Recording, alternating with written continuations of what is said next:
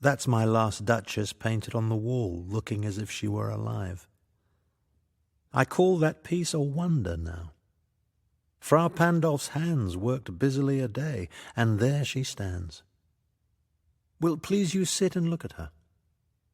I said Fra Pandolf by design, for never read strangers like you that pictured countenance, the depth and passion of its earnest glance.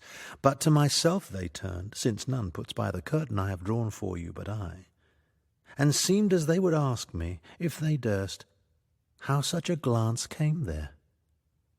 So not the first are you to turn and ask thus. Sir, 'twas not her husband's presence only called that spot of joy into the Duchess' cheek. Perhaps Fra Pandolf chanced to say, her mantle laps over my lady's wrist too much. Or paint must never hope to reproduce the faint half-flush that dies along her throat. Such stuff was courtesy, she thought, and cause enough for calling up that spot of joy. She had a heart, how shall I say, too soon made glad, too easily impressed. She liked whate'er she looked on, and her looks went everywhere. Sir, 'twas all one. My favour at her breast, the dropping of the daylight in the west, the bough of cherries some officious fool broke in the orchard for her, the white mule she rode with round the terrace, all and each would draw from her alike the approving speech, or blush at least.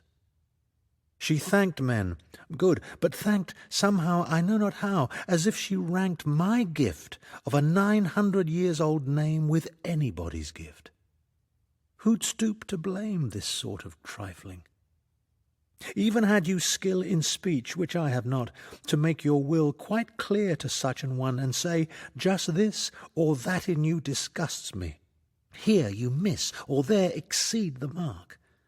And if she let herself be lessoned so, nor plainly set her wits to yours, forsooth, and made excuse, e'en then would be some stooping, and I choose never to stoop.